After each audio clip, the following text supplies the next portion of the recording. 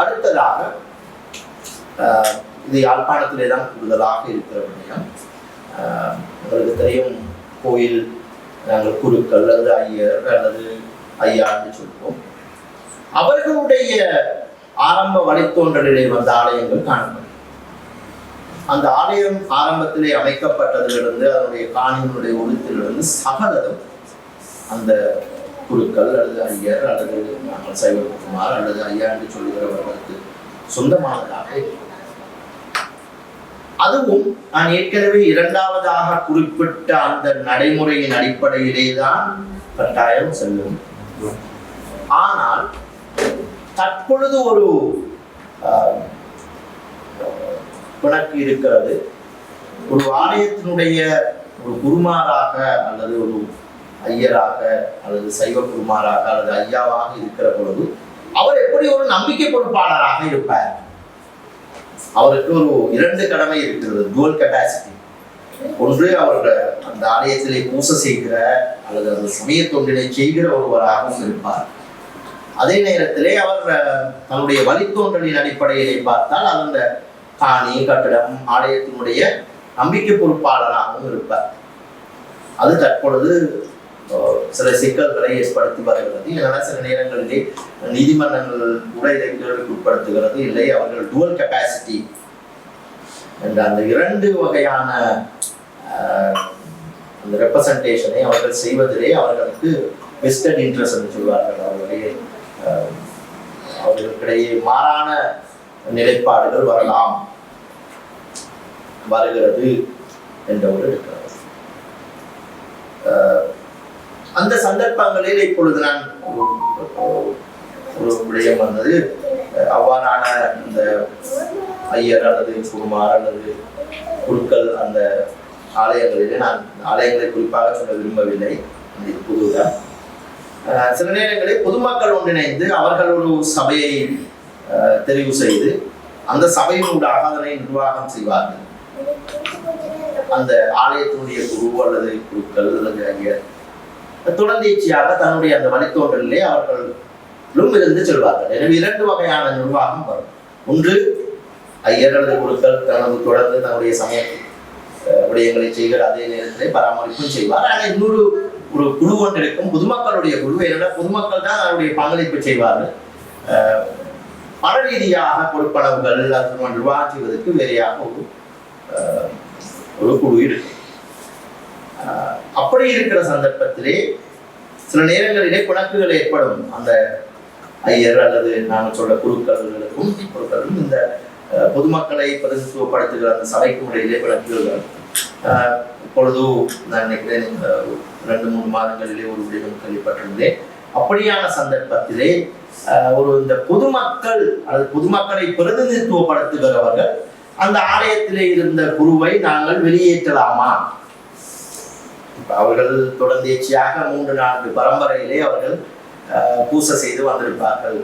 அதனூடாகவே அவர்களுக்கு அவர் சொல்வார், இது என்னுடைய உரித்து, என்னுடைய ஆரம்பத்தில் என்னுடைய தாத்தா இருந்தார், பேரன் இருந்தார் என்று சொல்றார்கள். எனவே நீதிமன்றம் இப்பொழுது ஒரு விரிவு எடுக்கிறது இல்லை. அப்படி இருந்தாலும் கூட அவர்கள் பலாத்காரமாக அவர்களை வெளியேற்ற முடியாது.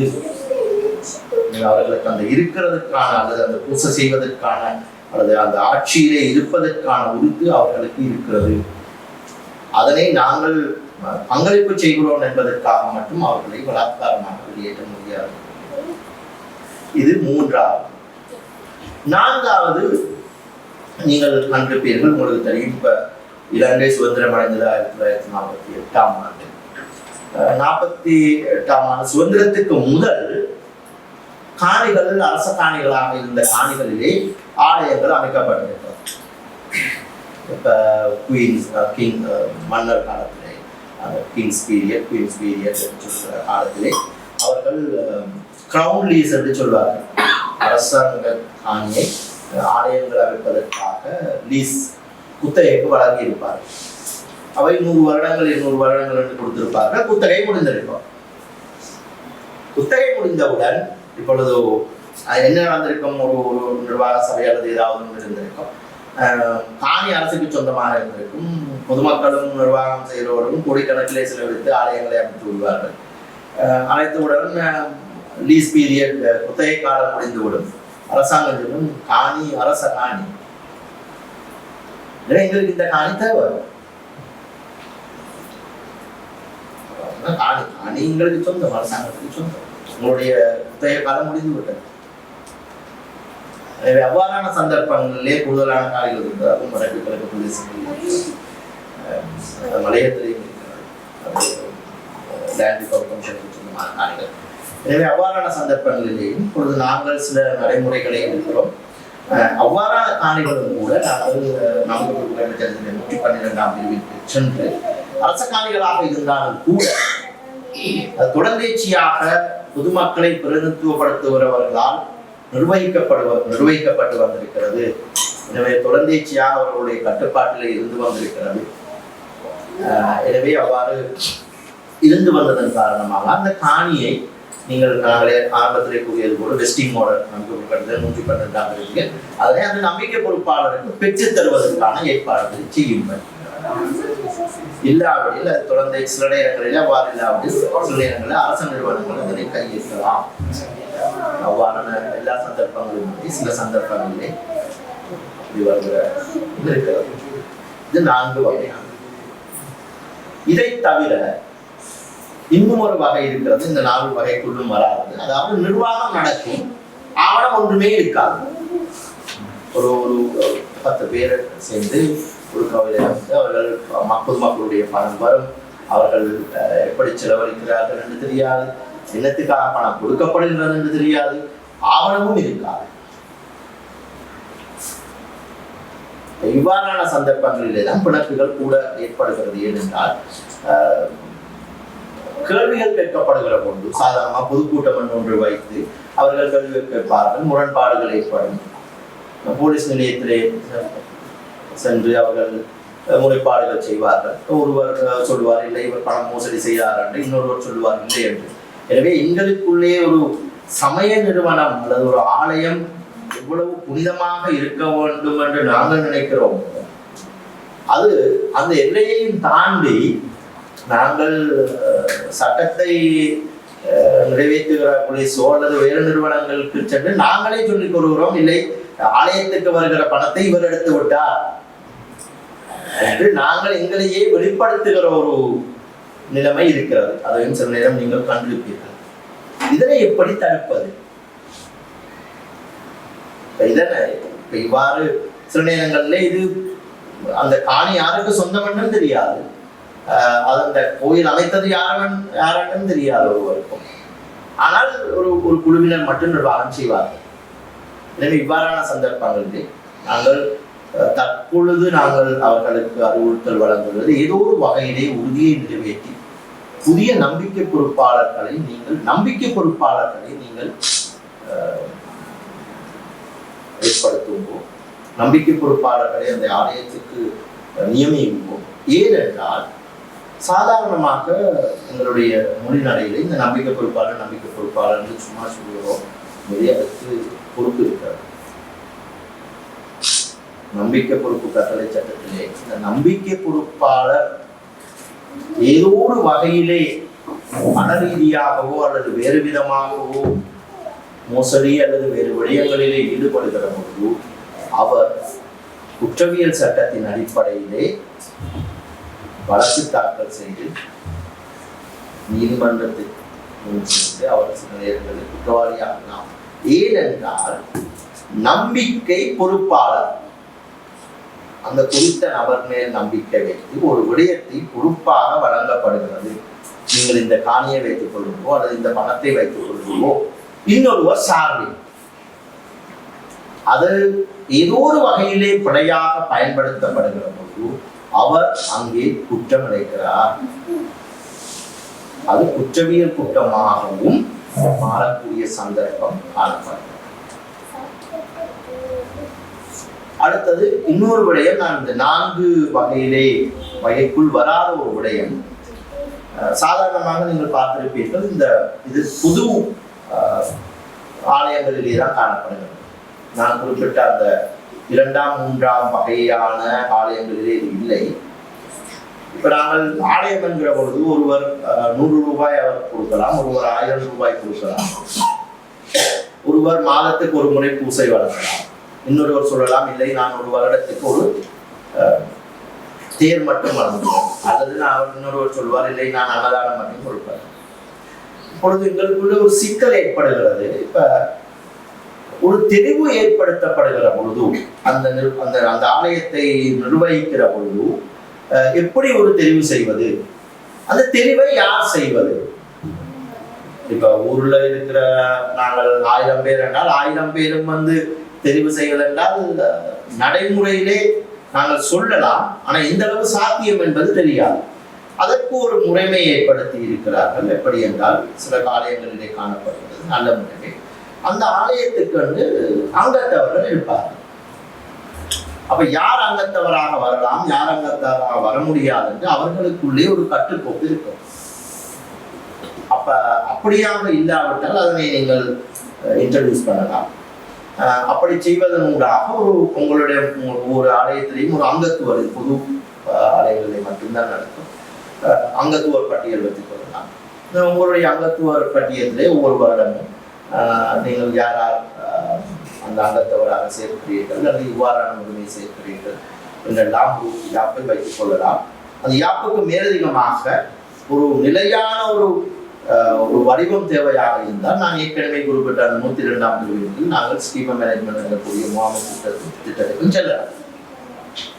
ஆனால் இப்படி ஒரு எங்களுக்குள்ளே ஒரு மெம்பர்ஷிப் அங்கத்துவ ஒரு தகைமையெல்லாம் கொடுத்து காணப்படுகிற போது அந்த ஆலயத்தை நிர்வாகம் செய்வதற்கு தெரிவு செய்பவர்கள் யார் என்பது தெளிவாக இருக்கும்.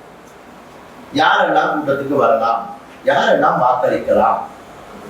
இல்லாவிட ஒவ்வொருவரும் நான் சில ஆலயங்களை பார்த்திருக்கிறேன். சில நேரங்களில் சொல்வார் 50 ரூபாய் கொடுப்பனவு செய்கிற அனைவரும் ஆலய அங்கத்தவர்கள் என்றால் இலங்கையை பொறுத்தளவிலே கிட்டத்தட்ட நாங்கள் 30 லட்சம் 20 லட்சம் இந்துக்கள் இருந்தால் அவர் இலங்கையிலே உள்ளவர்கள் எல்லாம் 50 ரூபாய் கொடுத்து அங்கத்தவர்கள் ஆனால் நான் வழிபடுவோர் அல்ல, யாரும் வழிபடலாம், யாரும் கோயிலுக்கு அன்பளிப்பு செய்யலாம். ஆனால் நிர்வாகத்தை தெரிவு செய்வதற்கு தகுதியான அந்த அங்கத்தவர்களை ஏற்படுத்திக் கொண்டு ஒரு குறிமுறையை வைத்துக் கொள்வது சிறந்தது. இல்லாவடியில் என்ன நடக்கும் என்றால் சில நேரங்களிலே ஒரு குழு இருக்கும் நிர்வாகத்திலே அவர்கள் என்ன செய்வார்கள், அவர்கள் தொடர்ந்தேச்சியாக நிர்வாகத்திலே இருப்பதற்காக அவர்கள் அங்கத்துவங்களை வழங்கி அவர்கள் அதிலே தொடர்ந்தேச்சியாக அந்த அதிகாரத்தை வைத்துக் கொள்வதற்காக அந்த அதிகார போட்டியிலே தேர்தலிலே வெல்வதற்காக சில விடயங்களை செய்யலாம். எனவே அதனை தவிர்த்துக் கொள்வதற்காக நாங்கள் அவ்வாறு இல்லாமல் இருக்கிற ஆலயங்கள் ஒரு கட்டமைப்பை ஏற்படுத்துவது சிறந்தது. இப்ப நான் இதுவரையில சொன்னது இலங்கையிலே இருக்கிற இந்த ஆலயங்கள் என்னென்ன வகைகள் இருக்கு, அந்த வகைகளூடாக ஏற்படுகிற பிரச்சனைகள். இப்ப நீங்க யோசிக்கலாம், ஏன் நாங்கள் இதெல்லாம் செய்யணும், ஏன் யோசிக்கலாம் என்னதுக்கு நாங்கள் சும்மா ஆலயம் ஒழுங்கா இருக்கணும், அதெல்லாம் சண்டை பிடிக்க கூடாதுன்னு சொல்லி என்னண்டா இது ஒரு கான்செப்ட் இருக்கிறது, கொள்கை இருக்கிறது. என்றால் இப்ப நாங்கள் கோயிலுக்கு போறது ஒன்று நாங்கள் சந்தோஷமா இருக்கிற போது போவோம், அல்லது துக்கமா இருக்கிற போது போவோம். எனக்கு தாங்கோண்டு கேட்க போவோம், அல்லது கிடைச்சவுடன் சந்தோஷம் எனக்கு கிடைச்சிட்டுதுன்னு போவோம். இப்ப 2 விடயங்களுக்கும் நாங்கள் ஆலயங்களுக்கு செல்லுகிற பொழுது அந்த ஆலயம் புனிதமாக பிணக்குகள் இல்லாத ஒரு சமாதானமான ஒரு இடமாக இருக்கிறது. அது தேவை. நாங்கள் அந்த 2 விடயங்களுக்காக போகிற இடத்துமே பிணக்கென்று நாங்கள் தெரிந்து கொண்டு போகிற பொழுதும் எங்களுடைய மனதிலே ஒரு இல்லாட்டி நீங்க சொல்ற நாங்கள் மலேசியாவுக்கு போவோம், முருகனை பார்க்க என்று போவோம். ஏன்னா அங்க சில நேரம் அங்கே பிரச்சனை இருக்கலாம், இல்லைன்னு சொல்லல. நான் சொல்றேன், இன்னொரு நாட்டுக்கு எந்த நாட்டுக்கும் போகலாம். ஆனா அது எங்களுக்கு தெரியாத விடயம். அது சில நேரம் இங்க இருக்கிற பிரச்சனை விட வேறு நாட்டிலே அதை விட பிரச்சனை இருக்கலாம். எந்த நாட்டில் இருக்கிற கோயில் அதை விட பிரச்சனை இருக்கலாம். ஆனா இது எங்களுடைய சமூகத்திலே ஒவ்வொரு நாளும் அல்லது எல்லோருடன் கதைக்கும் ஒரு விடயமாக இருக்கிறது. அந்த ஆலயங்களிலே ஒன்று. 2வது விடயம், நாங்கள் நீதிமன்றங்களிலே ஆலயங்கள் போகிற பொழுது அதிலே ஒரு அது ஒரு பப்ளிக், ஒரு பொது விடயமாக மாறுகிறது. பொது தளத்திலே ஒவ்வொருவரும் கலைக்கிற விடயமாக போய்விடுகிறார். அவர்கள் இரண்டால் 2 பக்கம் 3 பக்கம் 4 பக்கங்கள் வருகிற பொழுது ஒவ்வொருவரும் சொல்லலாம், இல்லை இந்த ஆலயத்தில் இப்படி நடக்கிறது, இவ்வாறான மோசடி நடக்கிறது, இப்படி நடக்கிறது என்று அவர்கள் கம்ப்ளைண்ட் முறைப்பாடு செய்கிற பொழுது நாங்கள் அந்த எங்களுடைய குப்பைகளை நாங்கள் பொது வெளியிலே வைத்து கழுவுகிறோம். அது மற்றவர்களுடைய அல்லது மற்ற சமுதாயம் அல்லது அதை பார்த்து கொண்டிருப்பவர்கள் அதன் ஒரு புனிதமான இடத்திலே காணப்பட வேண்டிய புனிதம் இல்லை என்று ஒரு நான் சொல்றோம் பேட் ஒப்பீனியன் என்று சொல்லுவோம்.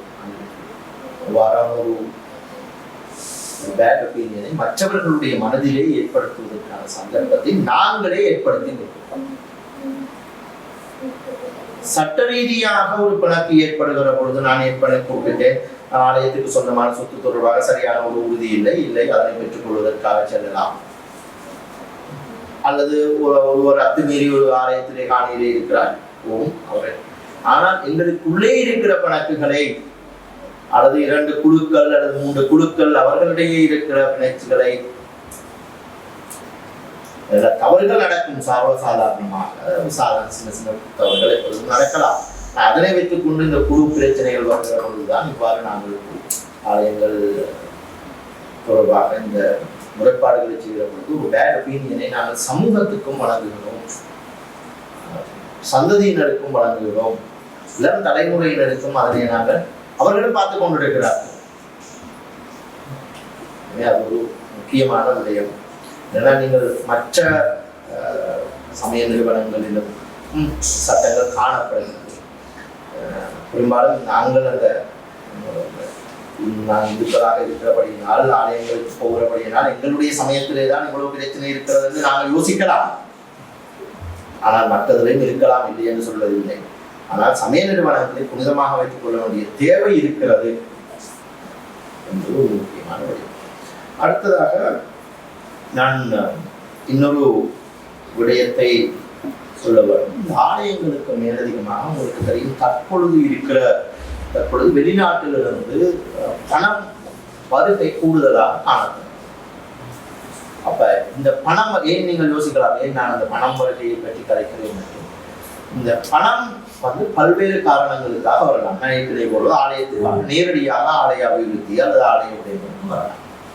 பொழுது வேறு விதமான பணம் வருகிறது. ஒன்று கல்வி, மற்றது சுகாதாரம், மற்றும் மருத்துவம், மற்றும் ஏனைய மனித தேவைகள் இருக்கிறது. இவை வருகிற பொழுது இந்த தேவைகளும் கூட தர்ம நம்பிக்கை பொறுப்பு என்ற வியாக்கியானம் அல்லது அந்த இன்டர்பிரேஷன் இதை வருகிறது. இப்ப நீங்கள் யோசிக்கலாம், நான் அதனை சொல்கிறேன். 2 பேர்கள். ஏனென்றால் இலங்கையிலே தற்பொழுது காணப்படுகிற டாக்ஸ் ரிஜிம் எதிர்காலத்தில் சில நேரங்களிலே இந்த பண வருகை ஒரு முறையான தர்ம நம்பிக்கை பொறுப்பு அல்லது தர்ம நம்பிக்கை பொறுப்பு நிறுவனப்படுத்தப்படாத சந்தர்ப்பங்களிலே அவ்வாறு இலங்கைக்கு வருகிற பணம் சில நேரங்களிலே இந்த டாக்ஸேஷனுக்கு செல்லலாம். நான் கேள்விப்பட்டிருக்கிறேன். அது இப்பொழுது ஆரம்பித்து விட்டது.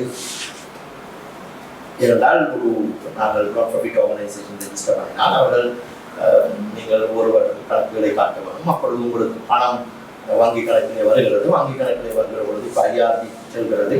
அதற்காக அவர்கள் கொஸ்டின் பண்ண இவ்வளவு பணம் வந்திருக்கிறது, இதுக்குரிய நீங்கள் அக்கௌண்ட்ஸ் காட்டுங்கள். சில ரெமிட்டன்ஸ் என்று அவர்கள் சொல்வார்கள். ஆனால் இது சில நேரங்களில் அது வரிக்குட்படுத்தப்படலாம். அதனால் இந்த தர்ம நம்பிக்கை என்று சொல்லுகிற பொழுது அதற்கு ஒரு சர்டன் எக்ஸ்டென்ட் எங்களுக்கு டாக்ஸ் எக்ஸம்ஷன் இருக்கிறது.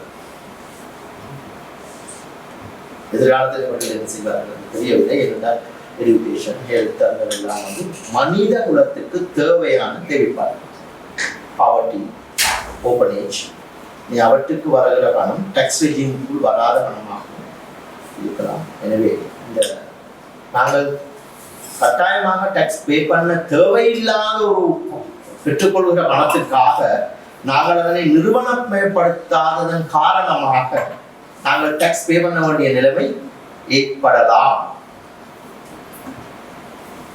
அது ஒரு விடயம். இரண்டாவது, சட்டத்திலே எங்களுக்கு கொடுக்கப்பட்டிருக்கிறது அல்லவா, இது நீங்கள் தர்ம நம்பிக்கை பொறுப்பு, எனவே உங்களுக்கு சில நன்மைகள் இருக்கிறது.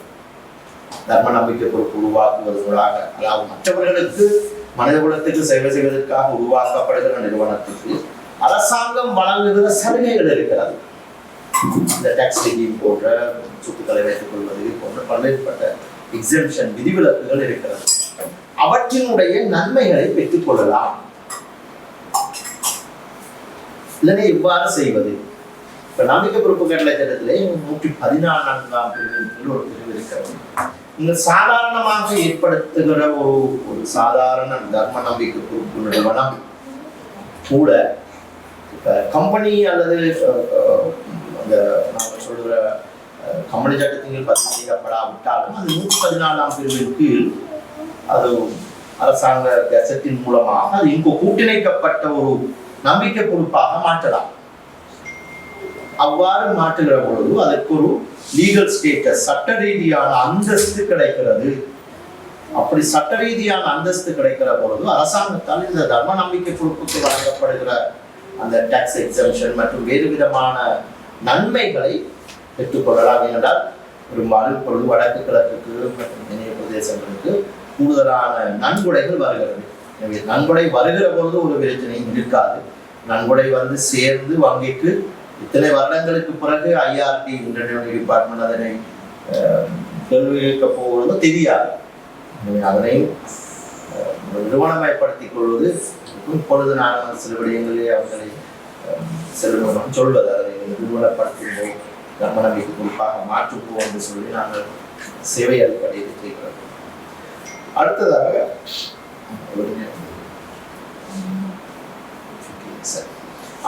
ஒரு முக்கியமான விஷயம், பெரும்பாலானவர்களுக்கு தெரியாத நினைக்கிறேன். நாங்கள் இந்து கலாச்சாரம் திணைக்களத்துடன் சேர்ந்து அதனை வேலை செய்து கொண்டிருக்கிறோம். 2018ஆம் ஆண்டு ஒரு சட்ட ஏற்பாடு வந்திருக்கிறது. அந்த சட்ட ஏற்பாடின் பற்றி இந்த நம்பிக்கை பொறுப்பாளர்கள் என்று தங்களை சொல்லிக் கொள்ளுகிற அல்லது ஆவணங்களிலே நம்பிக்கை பொறுப்பாளர்கள் என்று இருக்கிறவர்கள் உறுதிகள் வேறு இந்த நம்பிக்கை பொறுப்பு ஆதாரங்கள் தொடர்பான விடயங்களை அவர்கள் சமர்ப்பிக்க வேண்டும். அந்த நம்பிக்கை பொறுப்புக்கு என்னென்ன சொத்துக்கள் இருக்கிறது என்று அவர்கள் அறிக்கைகளை வழங்க வேண்டும். அவ்வாறு இந்த அறிக்கைகள் வழங்காத விடத்தில் சில நேரங்களிலே அதற்கு எதிராக சட்ட நடவடிக்கை எடுக்கலாம். நாங்கள் அதை வியாபாரம் செய்து கொண்டிருக்கிறோம். இன்னும் அதனை அரசாங்கம் இன்னும் ஏன் என்று சொன்னால் ஒரு உதாரணத்தை சொல்கிறேன். நீங்கள் ஒரு கோயிலை எடுத்துக்கொண்டால் கோயிலுக்கு பெறப்படுகிற உண்டியல் அல்லது வேறு உபயங்கள் எல்லாம் வரி டாக்ஸுக்குள் வராது சொல்லலாம். ஆனால் சில நேரங்களிலே எதிராக கோயிலே அமைந்திருக்கிற கல்யாண மண்டபம் அல்லது கோயிலுக்கு சொந்தமாக இருக்கிற கடைகளிலே இருந்து வருகிற வாடகை பணம் சில நேரங்களிலே எதிர்காலத்திலே போகிற போக்கிலே அவர்கள் ஒரு வருமானமாக கருதலாம். இன்கம் என்ற ஒரு கேட்டகரிக்குள் கொண்டு வந்தால் இது டாக்ஸ் லைபிலிட்டிக்குள். ஆனால் மற்ற பொருட்பணங்கள் வராது என்றால் உண்டியல் வருகிறது எல்லாமே ஒரு தர்மத்துக்காக வழங்கப்படுகிறது. அவர்கள் அதனை பயன்படுத்துகிற மாமதானத்துக்கு பயன்படுத்துவார்கள், கோயில் விடயங்களுக்கு பயன்படுத்துவார்கள்.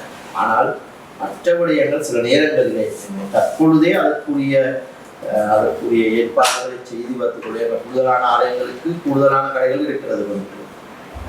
தற்பொழுது நன்கொடைகள் கிடைக்கிறது. அவர்கள் எல்லாமே பில்டிங்கை கட்டிவிட்டு அவர்கள் கடையை செய்து அந்த ஆலயத்துக்கு அந்த வருமானம் என்பதுதான் அவர்களுடைய நோக்கமாகவும் இருக்கும். ஆனால் இறுதியிலே அந்த வருமானத்துடைய பெரும்பாலான பங்கு வரியாக நாங்கள் செலுத்துகிற ஒரு சந்தர்ப்பத்தை நாங்கள் ஏற்படுத்தி விடக்கூடாது. அதனால் முன்னெச்சரிக்கையாக நடவடிக்கை எடுப்பதும் சிறப்பு. அடுத்ததாக இன்னும் ஒரு விடயம் இருக்கிறது. நாங்கள் சாதாரணமாக என்ன செய்வது என்றால், இந்த ஒரு கணக்கு வந்தவுடன் நாங்கள் என்ன செய்வது, ரிசீவர் என்று நாங்கள் போறோம். திரும்ப இரண்டு குழுக்களுக்கிடையே கணக்குகள் ஏற்பட்டால் அல்லது ஒரு நிர்வாகம் செய்கிறவர்களிடையே எங்களுக்கு ஒரு நம்பிக்கை இனம் ஏற்பட்டால் நாங்கள் என்ன செய்யறோம், ரிசீவர் அப்பாயின்மெண்ட் என்று உங்களுக்கு நாங்கள் போறோம். சாதாரண நீங்கள் யோசிக்கலாம், ரிசீவர் அப்பாயின்மெண்ட் ஏன் இன்னத்துக்காக செய்யப்படுகிறது, ஏன் ரிசீவர் அப்பாயின்மெண்ட் அது எப்படி செய்யப்பட்டது? ரிசீவர் அப்பாயின்மெண்ட் என்று சொல்லுகிற அந்த குடியியல் நடவடிக்கை முறை COVID-421 செய்யப்படுகிறது. அது ஒரு தற்காலிக ஒரு நிவாரணம். அதாவது ஏதாவது ஒரு பிணக்கு காணப்பட்டால் அந்த பிணக்கு முடியும் வரையிலேயே அல்லது அந்த வழக்கு முடியும் வரையிலேயே அந்த நம்பிக்கை பொறுப்பு ஆளுநர் ஆலயமாக இருக்கலாம், அந்த நம்பிக்கை பொறுப்பாக இருக்கலாம், அதனுடைய ஆட்சியை கையெழுத்து நிர்வகிப்பதற்காக வழங்கப்படுகிற ஒரு முறைமை. இப்ப என்ன நடக்குது என்றால் பிணக்குகள் தொடர்ந்து வந்து கொண்டே இருக்கிறது. நாங்கள் ரிசீவரை நியமித்து ரிசீவர் தான் தொடர்ந்து நிர்வாகம் செய்து கொண்டு இருக்கிறார். அப்ப அந்த நம்பிக்கை பொறுப்பு அவன் என்னதுக்காக ஏற்படுத்தப்பட்டதோ, நம்பிக்கை பொறுப்பாளர்களும் இல்லை, அவர் நம்பிக்கை பொறுப்பாளர்களுக்கு நிர்வாகம் செய்யவும் முடியாது, ரிசீவர் தான் நிர்வாகம் செய்வார். நம்பிக்கை பொறுப்பாளர் ஒரு அந்த கோவிலுக்கு சென்று அவர் நம்பிக்கை பொறுப்பாளர் வந்து சாதாரண நாங்கள் சொல்லுவோம் ரிச்சுவல்ஸ், சமய அந்த நடவடிக்கைகளை வழிபாடுகளை மட்டும் ஈடுபடுகிற சந்தர்ப்பம் ஏற்படுகிறது. ஏனென்றால் நிர்வாகம் ரிசீவரிடம் வழங்கப்படுகிறது. ரிசீவர் பெரும்பாலான சந்தர்ப்பங்களில் நீதிமன்றத்தால் நியமிக்கப்படுபவராக இருப்பார். எனவே அவருக்கு அதிகாரம் கூடுதலாக இருக்கிறது. மற்றவர்கள் போய் அவரிடம் கலைக்க முடியாது. ஏனென்றால் அவர் நீதிமன்றத்துக்கு முறைப்பாடு செய்து விடுவார், என்னுடைய கடமையை அவர் பாதிக்கிறார். எனவே நாங்கள் ரிசீவர் என்று போகிற நன்மை தீமை இரண்டும் இருக்கிறது. தற்காலிகமாக சில பிரச்சனை இருக்கிற பொழுது அதனை நிவர்த்தி செய்யும் வரையிலே ஒரு தற்காலிக நாங்கள் திருநெடுக்காக தற்காலிகமாக அதை நிரந்தரமாக ஒரு விடயமாக வைத்துக் கொள்வது அந்த அந்த சமய நிறுவனமாக இருக்கலாம், அந்த ஆலயத்தினுடைய தொடர்ந்தேர்ச்சியாக அல்லது அதனுடைய அந்த உண்மையான நோக்கம் நிறைவேறுவது ஒன்று தடைபட்டுவிடும் அல்லது குறைவு. அதனையும் நாங்கள் முதலில் கொண்டு சிக்கல்கள் வருகிற பொழுதுதான் இதெல்லாம் வருகிறது. ஒரு நிவாரணமாக அதனை நாங்கள் செய்கிறோம். அடுத்ததாக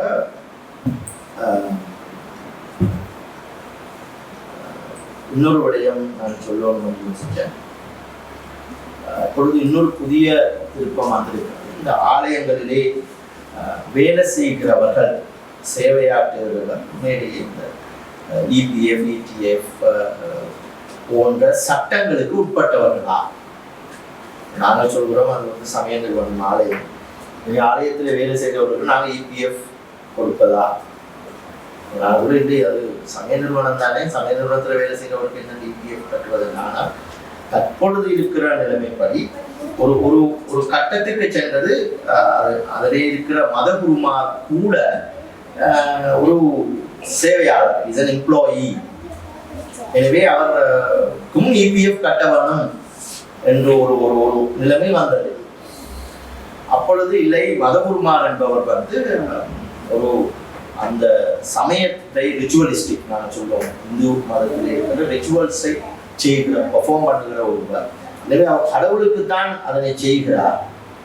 எனவே கடவுள் எப்பொழுதும் எம்ப்ளாயராக இருக்க முடியாது சட்ட அடிப்படையிலே என்று சொல்லி அது ஐயர் அல்லது நாங்கள் குருக்கள் என்று சொல்கிற அந்த சமய கடமைகளை செய்கிறவர்களுக்கு அது பொருந்தாது என்ற ஒரு நிலவரம் இப்பொழுது நிரூபிக்கப்பட்டுள்ளது. ஆனால் அதற்கு மேலதிகமாக இருக்கிறவர்களுக்கு திணைக்களம் கூறுகிறது, நீங்கள் கட்டாயமாக EPF கட்டாயமாக செய்ய. ஏன் நான் சொல்கிறேன் என்றால், சில நேரங்களிலே சில முறைப்பாடுகள் செய்யப்பட்டால் அவர் ஒருவர் 20 வருடம் வேலை செய்திருந்தால் 20 வருடத்துக்கும் சேர்த்து EPF-உம் கொடுத்து EPF-உம் கொடுத்து அதுக்குரிய 50% பெனல்ட்டியும் கொடுக்க வேண்டி வரும். அதனையும் கருத்தில் கொள்ள வேண்டிய காலம் வந்துவிட்டது.